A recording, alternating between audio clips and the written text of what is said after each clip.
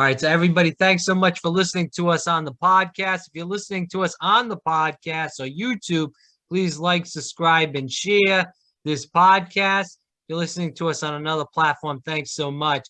We have Mark Fischer on here. He's a man of many talents. He is now in charge of Vision Media Productions.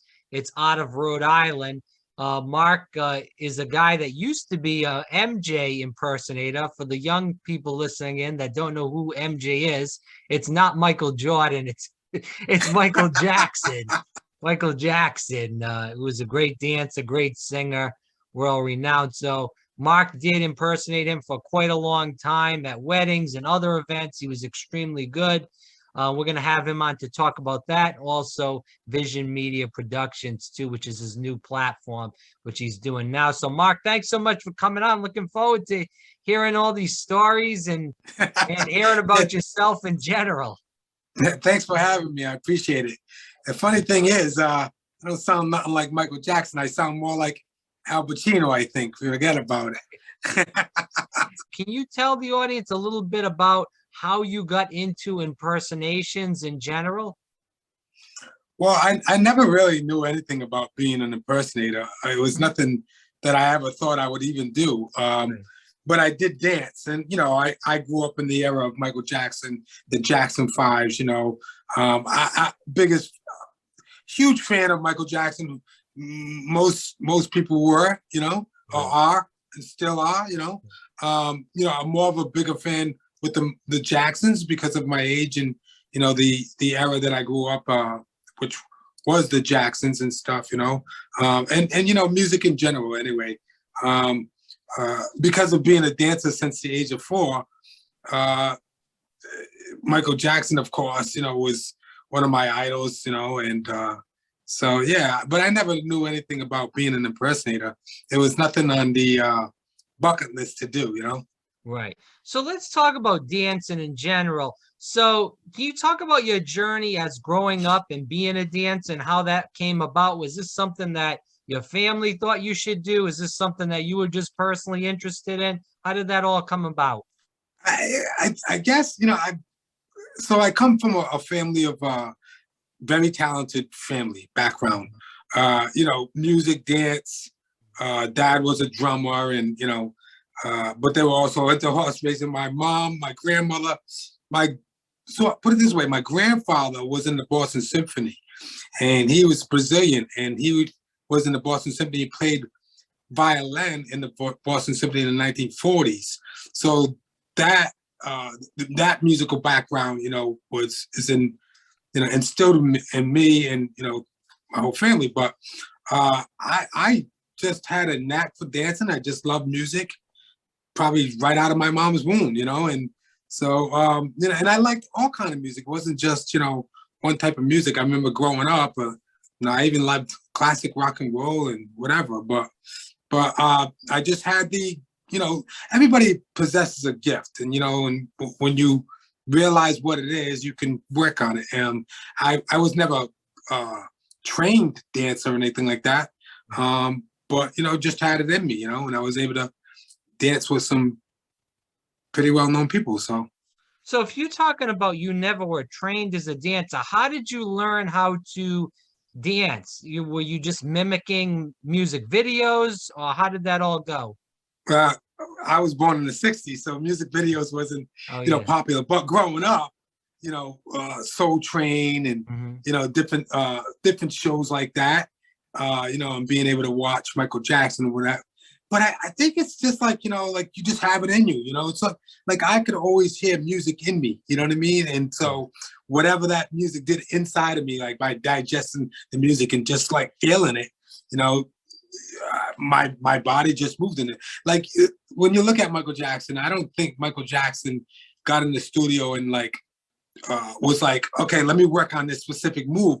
I think he digested the music and whatever came out, he interpreted, through his dance. And it was, the music and dance is interpreted by telling a story somewhat, and if you go back culturally to, African dance or these different types of dance, they tell stories, what I mean? And basically I was kind of telling a story, and whatever got inside of me, I would just that's what made me move. You know what I mean? And I didn't know what I was doing. I didn't know, of course, it was names to dances that we would do. Like back then, it was camel walk and whatever else. But right, yeah. So when did you get that idea that you wanted to perform, and impersonate Michael Jackson, perform his music in front of people in general? So like I always dance, and so I always was a dance teacher. I taught all around. I actually taught all over the country, actually, New Mexico, Oh, wow. Texas, and all that. But back here, it had to be about 30 years ago. My goodness, there was yeah, I know, right? So there was a place on Broad Street in South Providence called City Arts, and it's a after school program for the inner city youth.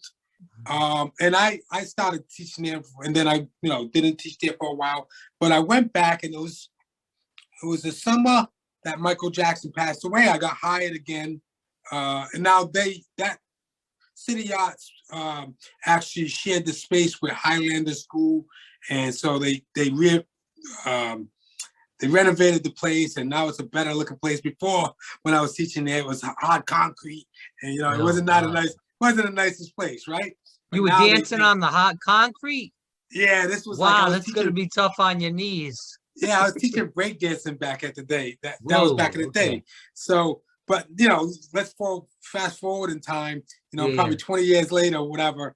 The summer that Michael Jackson passed away, and I was going to teach I'm going to do the summer camp at City Arts, and I decided that summer, because of Michael Jackson passed away, let's dedicate that class to the Jacksons and Michael Jackson. And I had students from 8 years old. One class was 8 to 10-year-olds, and then 11 or 14, I think it was. So I had two different classes. And so what I did is I said, we're going to do the younger ones with the Jacksons, and the older kids, my secondary class, will do Michael Jackson. And I just started choreographing, because we got 3 weeks. Wow. And usually at the end of that 3 weeks, we show what that class has done over the summer. Mm-hmm. So these kids take dance, and you could take all different types of so it's an art place, like you could paint, you could do whatever, right? So all right, so these kids take my class, and some of them don't know how to dance, and some of them just enjoy dancing, and some of them are shy. So you get a lot of different characters, characteristics and personalities. So I sat them down, and I always do first class, get them in a circle. Hey, listen, this is what I'm thinking. Michael Jackson, how many know Michael Jackson? And they, most of them all knew Michael Jackson. And I said, he passed away. We're going to dedicate this summer in this class to Michael Jackson. And I'm going to choreograph a big show. And the last week we'll perform. So 2 weeks go by. I come in on a Monday, the class, and they're running around, because we've got all the choreography together, and now we're just going to rehearse it until that Thursday. So when I come in, they're running around, and I came in and said, "You better not be bad in my class. Why are you running around? So if you're bad in my class, I'm going to take you bad. You bad, I'm going to take you, and I'm going to kick you out of here." And I kind of did this like Michael Jackson kick and a spin, and I'm like, "Oh, I'm going to spin you down." And the kids all stopped and was like, "Oh my God, you should do Michael Jackson in the show. You should be Michael Jackson." And I was like, "What?" Never did I know. So the funny thing is, I said, no. But when I went home, I realized that I had a fedora hat, and I had an outfit. So I was doing I did some stuff with Chris Calloway. Mm-hmm. Cab Calloway's daughter. Mm-hmm. Big band stuff. She had big band in New York, and so I came in and did some like Lindy Hop, zoot suit type of dancing, with big band jazz stuff. So I had a fedora hat, and I had the shoes, and I think, oh, this looks a little Michael Jackson-y, Then I went out I went out and I tried to find pants, and I'm like, I don't know. What kind of pants could I get that look like Michael Jackson? So I'm starting to put together this outfit because then I'm thinking about, you know what? Maybe I should come in and do this. All right. Let's try to make the long story short. I did find things. I didn't know what I was really doing. This fedora hat. I got a wig. I found a wig. I didn't even shave. So I had this scruffy thing. I bought glasses and what if you ever think about becoming a Michael Jackson impersonator, do not glue your socks with glitter. Because when you sweat, the glue comes undone and then you got glitter all over your ankles and your whatever. So that's something that you don't do, right? So anyways, I actually end up being in the show. I choreographed myself for the show. It was the last song that would come on. And what I did is a whirlwind. So the music would change as the era changed and the kids would change in the choreography. So if it was the Jacksons, then we change and then we go into another era. It would be Michael Jackson song. And then it kept on evolving. And what's funny is that at City Yachts, there was this wall where the kids can go in back of the wall. And then when the music changed to mix, the other kids would come out, the younger kids come out. I choreographed it. Like, it was awesome, man. And then at the end, I shocked everybody by coming out, but with Billie Jean. And then the kids were all around me and we were doing Billie Jean and everybody went crazy. We recorded it. And I think I put it on, I put it on YouTube. I couldn't even find it. I don't even know where it's at actually, but Gary Ganabinian, who owned the Warwick Mall, him and his father Aaron, I guess got a whiff of it and then reached out to me and was like, hey, I want to hire you to do Michael Jackson outside of my costume store, Rhode Island Costume in Warwick. And am I talking too long? Am I supposed to be? No, you're fine. No, this is good. Fine. All right. So, yeah. so I that's I don't know nothing about. That was just for that. I'd never do it again because I want to hire you for why don't you just come down and talk to me, Yeah. And he had a contest for $500 to find a Michael Jackson impersonator. I guess he never really did, and whatever, and nobody was good enough or whatever. So he wants me to perform outside of his costume shop for the whole month of October because everybody wanted to be Michael Jackson that year. Yeah. So right. He had all these costumes coming in. Yeah. Oh yeah, he passed, and so everybody's gonna dress up like Michael. And so I was like, no in the beginning, and then he told me that he was gonna pay me some pretty good money, and I was like, really? I ain't got no job. No, I'm just joking. So I said okay, and I think the first week I was like, yeah, I said, oh well, I gotta shave. I didn't know nothing about doing makeup or nothing like that. I didn't know if I shave, all right, I'm gonna look something more like Michael with the wig, and then the stuff he was giving me, the costumes he was giving me were like cheap and cheesy because they ripped. Like the first performance I did, they ripped, and I'm like, all right, I need another one of those costumes, and I'm running on. So I said, all right, no. So when I started performing outside, people were going crazy, like gathering all around me, like this guy's amazing, and whatever. And people were giving me tips. People were giving me movie tickets to This Is It. Wow. Like this one girl, where's my wife at? One girl comes running out. I love Michael Jackson. She's all hugging on me. I'm like, whoa. Well, this was before I met my wife, so it's okay. But anyways, she gives me a tip. I stuck it in my pocket, but I ran back in the thing, and it was like a $50 tip. I was like, what? Whoa, wait. On top of what I'm getting paid, this is a business. I can do this, and I can make money doing this. So that whole month, the funny thing about that whole month is that I never danced so much in my life, and I was hurting. So I think after like 2-3 weeks of it, I was like, my goodness, my body is killing me, And then, and I started to go out and find better clothing. There was a site that I found that was in Britain, New Britain, not New Mm. Britain, Connecticut, out of Right. in the UK, that they had actually impersonator clothing that you Mm. buy, and it was fairly expensive. You know what I mean? Like Mhm. like the glove was kind of real, and the rhinestones, and wigs and like whatever. And I visited a whole bunch of savers and Mm. like savers and like those secondhand places and stuff Yeah, the like that Salvation Army and to yeah. buy the penny loafer shoes, because the penny loafer shoes were like $160. But I would Jeez. find them, and Yeah. it was the crazy thing about it is that it was almost like it was going to be it was part of my life, because I would run into all these shoes that actually fit me. You know what I mean? That were in great shape. You know what I mean? Mm.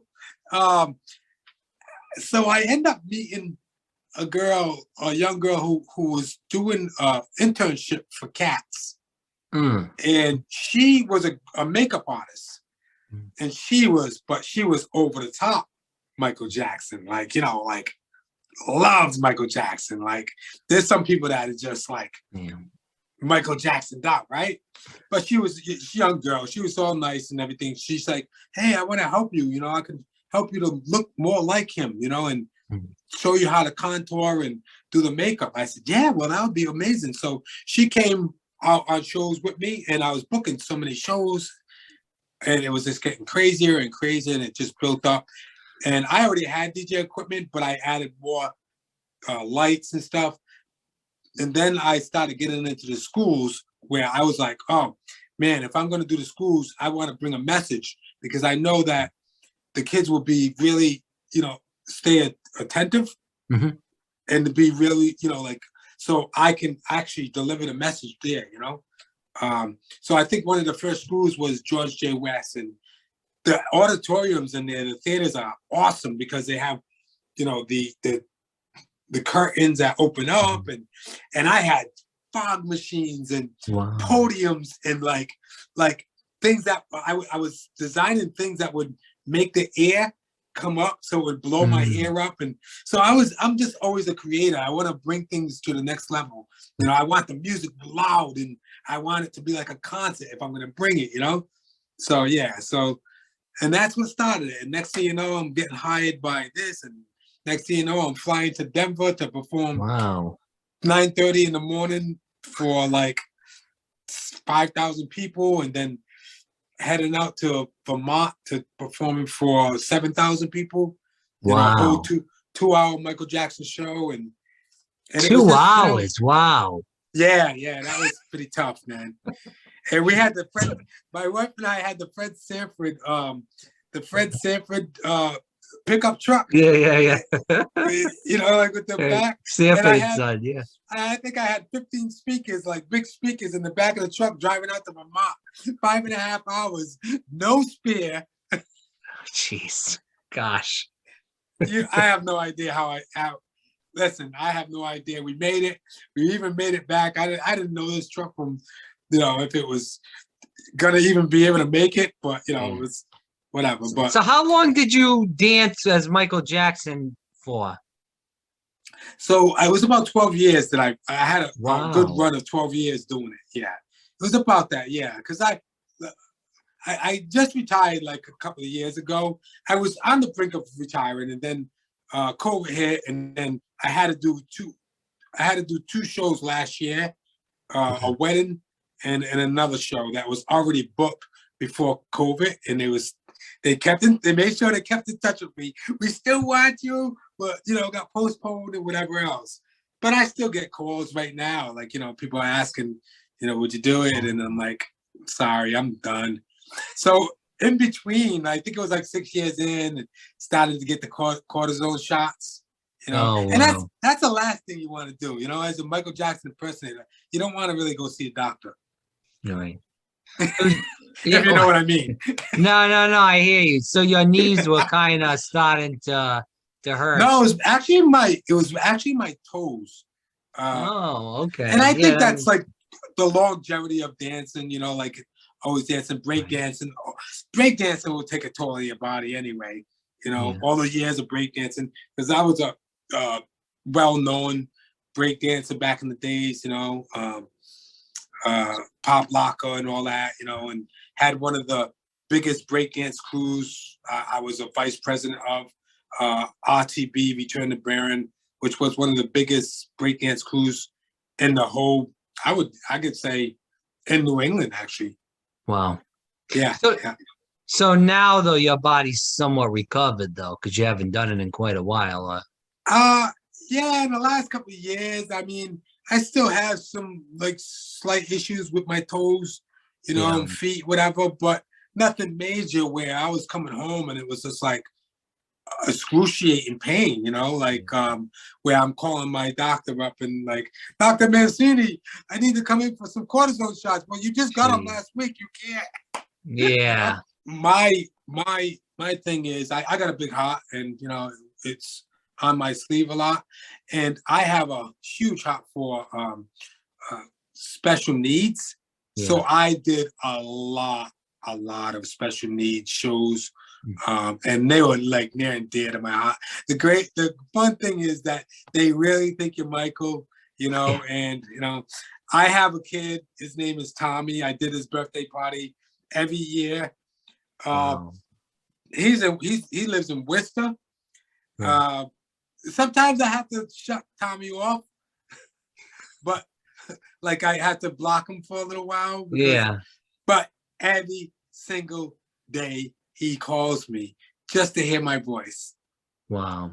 Yeah, that's nice. And so that's the things, man. You do that. Then I'm able to do the schools. I was able to do fundraisers and all that. And when you sign with somebody, those things are limited, because they have to go through that. Yeah. So I was like, I'm going to be able to be free and do whatever I want. And, and I can do, so I also wanted to be accessible where, if you didn't have a lot of money, you could still have a Michael Jackson impersonator at your birthday party. You know what I mean? Right. And I could do the bigger corporate events too, Yeah. What was the, I don't know if we should say craziest event you ever did, scariest event you ever did, whichever one you want to hit on, you're more than welcome to. Let me think. So I know I got asked, of course, to do certain things, like, well, it's Halloween. Would you come in a casket? Would you allow us to put you in a casket and then you come out of the casket? No, we're not going to do that. I'll never do something like that. That's just horrible, right? Right, yeah, scary, yeah. So I could talk about the bloopers. I think that would be fun. So there's I think he was 60-year-old soccer coach, president of the Providence Soccer League or something like that. Okay. It's his birthday, and I'm going to perform in the middle of a soccer field over on Gano Street. Okay. And there's going to be they said it's going to be about 20 to 30 kids, whatever.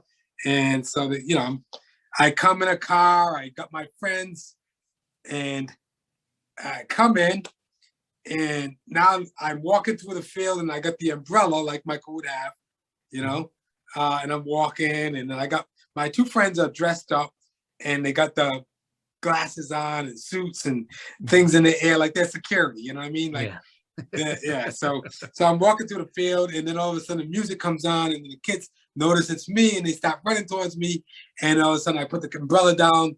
My friend takes the umbrella, and I start to dance, and now the kids are all following me around, and I got the rhinestone glove on, and I go to do a turn, and my hand comes across this poor little girl. My hand comes right across her face and smacks her. And when I turned around and got back to her, looking at her face, she started to cry. Now the frown is crying, and like, you can see where she's like, oh, he just smacked me in my face. And I was like, oh my God, what did I just do? And so I pick her up, and then I'm like, oh my God, I'm so sorry. And as I'm picking her up, the frown becomes a big smile. So forget about the slap, because it's now, here it is. The little girl's like, I'm being picked up by Michael Jackson. I can't even cry anymore. Oh my gosh, that's funny. Yeah. So another show, Mhm. and this is the funniest. I get hired to do a 5-year-old birthday party. Now what does a 5-year-old know about Michael Jackson, right? It was So just for the adults. the whole They were family just is playing. like the whole family is big Michael Jackson fans. But Right. I'm always curious, so I go up to the 5-year-old and I say, "What Michael Jackson song do you like?" Who? No, Oh, okay. total opposite. Oh, I don't like. I like Michael Jackson, but I like the Jacksons. I like ABC. I'm like, what? Like 5-year-old, like the Jacksons, and knows all the songs, and so the whole family is like, they're all Michael Jackson fans. They loved Michael Jackson. So this was one of the best probably shows ever, because so my friend has this galant. I don't know what galant is. I don't know what kind of car it is, but he got it all tinted down. It's black. It's a cool looking car. He's got the rims on it, whatever. It's a cool car to pull up in. It looked cool, right? So, him coming out with a black suit and with the, thing in his ear and the things, and my friend, and then they open the back door and I come out, they hand me the umbrella, and it looks like, hey, Michael's Real here, stuff, yeah. So everybody's waiting and it's all anticipating, and here I come out of the car. Now everybody's screaming. Now everybody's at the door, and I enter the door, and I start the show. They start the music. My dressing room is the bathroom, of course, because it's a little small hall. And so I perform in the way in. I do a couple of songs, and then I shoot to the bathroom to do a costume change. And when I shoot to the bathroom, my friend's at the door, doing security, and I crack open the door and I say, "Hey, David, did you see that girl out there? She's beautiful, man. You know what? She's right there, David. You see her right there?" He goes, "Yeah, I see her." I said, "I'm gonna marry that girl." Yeah. She became my wife. Oh. I thought something. No. I was thinking of going down a different turn or something. No. Hey, that's better. That's more And positive. her name wasn't. No, her name wasn't Lisa Presley neither. So. Hey, wow, that's quite a story though, to how you met your wife, though. That's pretty good story. Yeah. And I didn't get to talk to her that evening. The funny thing is that her daughter was there, and her daughter contacted me through Facebook, because there were relatives with the people that had hired me, and she contacted me and said, "I want to hire you for my baby shower." I was like, "Oh, baby showers, huh? We're doing baby showers now?" And so she said, I was at the show last night, and I like it, and I think it's entertaining. I want to hire you. Okay, that's fine. Yeah, all right.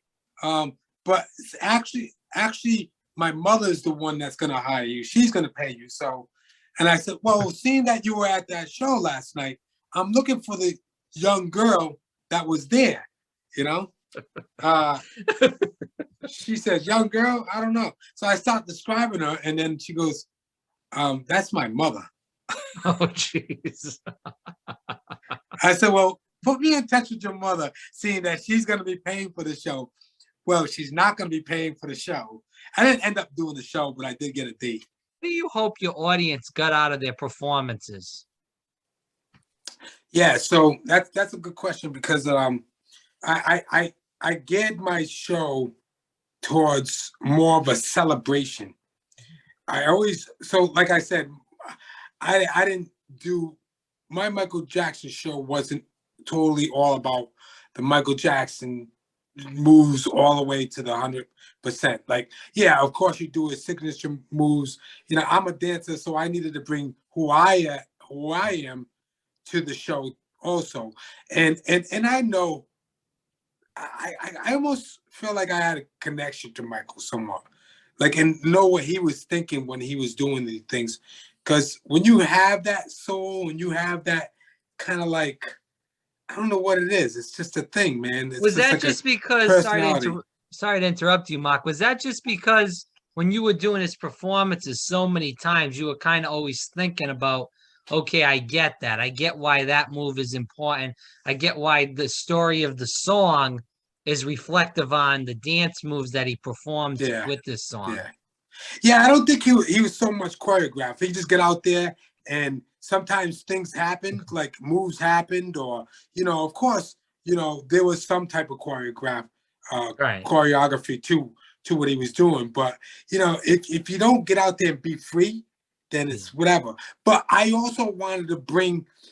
I didn't want this audience just to be sitting back and enjoying the show. It was I wanted them to be a part of the show, so it felt more better. And if I can make that atmosphere happen, then people will leave and say, "Man, that was an amazing time," and I felt like I was so much a part of it. You know, I Yeah. guess that like the song "Another Part of Me," by Michael Jackson, right? So, so like when at weddings, they would say, "Well, when do you think the best time for you to come out?" I said, well, right before the DJ is gonna get everybody on the floor, have me come out because I guarantee by the time I'm done, I'll have pretty much almost every single person on their feet dancing with Michael Jackson, and then the DJ could segue into like open dance floor, whatever he wants to do, right? But yeah, so that's why my show was so interactive. Every show was it ended up where everybody was dancing with me, and it was not just me performing. It was like more of a yeah. The Michael Jackson aspect of your career is over. Now you've moved to Vision Media Productions. What made you want to take that up? So for years, I've always had a video camera in my hand, and I liked photography. I remember back in the days when one of my sons was born, and I was kind of taking care of him, and I would invite people over to the house because I had a video camera. And we'd do music videos or whatever. I didn't know what I was doing. It wasn't like I knew, the uh, manual settings on a camera. Well, you're gonna shoot in certain aspects and whatever. I didn't know nothing about that, nor Right. did I know anything about photography. I just would take a camera and take a picture of something because I liked it. I had a passion for it, and never like it was just always a passion, And so I in between doing the Michael Jackson, the shows and the 12 years that I did it, and sort of like 7 years ago, I kind of got into a drone and then realized, well, after I got the drone, I was like, oh, I gotta I gotta learn how to use the camera on this drone. So I better get a better camera. And I did have a video camera, but it was not a photograph camera. So I could learn how to use the manual settings. And I started that, and then all of a sudden I got another camera and traded that camera in when I knew more about cameras, and then just started buying gimbals and more cameras and more drones and editing equipment. And the next thing you know, I'm like doing commercials. And I got Vision Media. Now I just got a commercial out just now for Royal Fried Chicken. Mhm. It's gonna be hitting 10,000 views in Wow. a few more days. It should hit that. I've done commercials for Spumoni's, my favorite Italian restaurant, my favorite family Italian restaurant, I should say. Uh, uh, yeah, and so I've done a little bit of work for Amazon and doing some work for a film company out of Chicago, Illinois, and Wow. so yeah, and so I'll do stuff for myself, and then I do a lot of stuff for other businesses, and then but it's still at its infantile stages. But I hope to be doing documentaries, maybe short films, maybe in the future. I hate doing weddings, but you got to do them because they make money. But yeah, So let's end with this, and I appreciate your time again, Mark Fisher, thanks. former Michael Jackson impersonator, we'll say that, and Yeah. also and also Vision Media Productions. That's what he's working with right now. So, Mark, where can people find you on social media? Get in touch with you if they do have some sort of work they'd like for you to produce. Can you tell the viewers that? Sure. Yeah, if you go down Broad Street, take a left, take a quick right, and then another quick left. No, I'm just joking. So Yeah. no, You I already can't give you. lost me. Yeah, I can't give you my address, but because of the fact is that I haven't had time to really get a website going yet. Mhm. That's in the works right now. You could find me at M Drone One. Now that's EMDRONE1, the number one. So M Drone One on Instagram, Mark Fisher on Facebook, and M Drone One again on YouTube. Those are the ways to get in touch with me. You could see my work. Most of my work, as far as a passion side of it, like uh, wildlife photography, stuff like that, is on my Instagram. But Okay. that's a good way of getting in touch with me. Yeah. Okay, so we'll put all that in the description box. Again, Mark Fisher, former MJ Impersonator, and also Vision Media Productions. Hopefully, people will watch this and really learn a lot. And we'll definitely have Mark on because he's got a lot of information and he's doing so many things right now. And we can bring to the audience with all these things you're doing. So, Mark, thanks so much for your time. Greatly appreciate it. No problem. Thank you for having me, man.